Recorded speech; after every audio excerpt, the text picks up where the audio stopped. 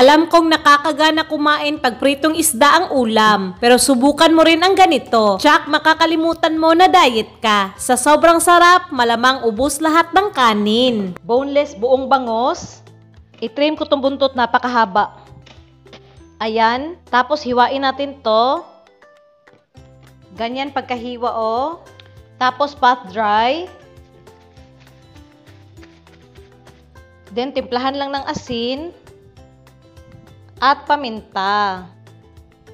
Tampal-tampalin lang. Okay, dito na tayo magpainit ng kawali. Mantika pang sabaw. Ay, pang prito di ay. Sapat lang. Mainit na. Prito natin to ng pataob. Ganyan. Tapos takpan lang natin kasi matalsik. Silipin na natin. Oh, brown naman na. Other side naman. I-brown lang rin natin yung other side.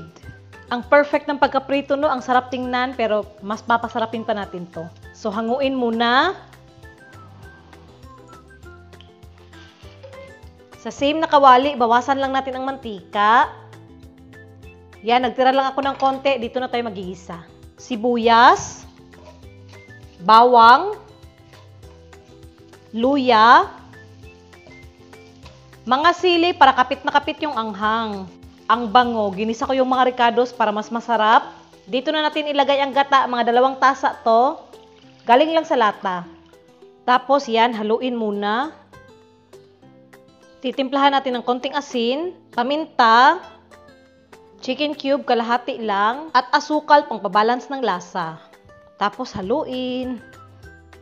I-adjust lang ang mga pangpalasa ha. Takpan muna natin to ng mga 10 minutes. Para tuluyang maluto yung gata. Ayan na oh.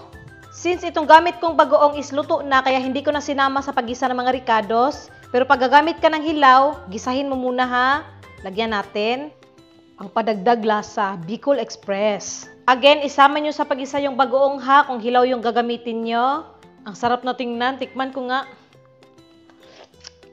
Wow. Dito ko na ibabalik yung mga bangus. Mga bangus, Jude. Wow. Tapos paliguan natin konti. Ayan, oh. Takpan ko lang ng mga 5 minutes. Ito na, pagkaraan ng 5 minutes. Oh my God. Yan, sa malapitan, oh. Oh. Okay na to. Patayin na natin yung apoy. Kuha na tayo, guys. Oh. Tapos yung gata.